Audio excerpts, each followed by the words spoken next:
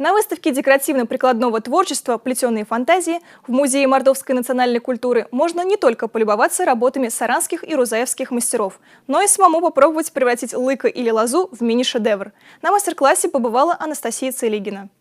Каждый из экспонатов уникален. Народные умельцы вкладывают в работу всю душу. Именно поэтому их изделия поражают воображение. Чтобы превратить лозу в конфетницу, сахарницу, хлебницу или даже предмет мебели, а лыко в корзину или лукошко, нужны талант и мастерство. Убедиться в этом можно на выставке «Плетеные фантазии». Для тех, кто хочет попробовать собственные силы в лозоплетении, организован специальный мастер-класс. На нашем мастер-классе, я думаю, что каждый заинтересованный человек найдет для себя что-то особенное, что может позволить научиться ему плести из лыка или из лозы, потому что эти материалы, конечно, их нужно, чтобы начать использовать, прежде заготовить, но если, допустим, освоить азы этого плетения, каждый, наверное, может сделать для себя что-то интересное. Плетение из лозы требует тщательной подготовки. В качестве материала используют предварительно обработанные ивовые прутья. Правильная подготовка к плетению – гарантия получения качественных и красивых изделий. Клей и гвозди не нужны. Даже самые крупные работы мастер создает без их помощи. Все выполнено вручную, а главное – из природных материалов. Лозоплетение – хобби не самое распространенное. У каждого мастера своя история обретения призвания.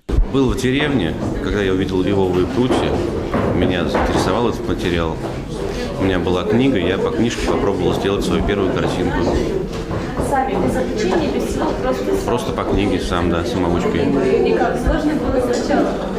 Ну, первую картинку, конечно, сложно, потому что по книжке смотришь, там, как это, каждое движение, как сделать.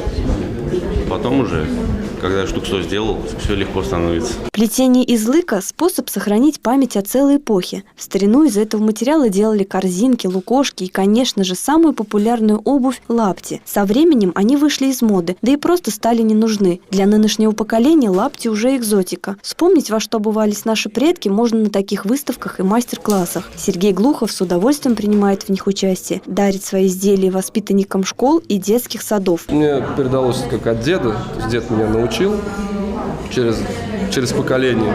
То есть отец это дело пропустил, мне стало интересно. То есть в детстве я, например, его работу, этот нижний старенький, я просто взял для примера. Было интересно, что он это плетет. Это было естественно для нас, да, что там дома есть лапти какие-то, лукошки висят, пускай там и в квартире, там, допустим. И хотелось научиться. Пришел к этому к 30 годам, то есть дедушка меня научил. Стал заниматься, интересно. Самые впечатляющие экспонаты – плетеная мебель. Кресло-качалка, стол, стулья. Для их создания потребовалось немало сил и времени, но дело того стоило. Работа мастеров красиво и экологично, создают атмосферу уюта, душевности, единения с природой. Анастасия Целигина, Сергей Соколов. Народные новости.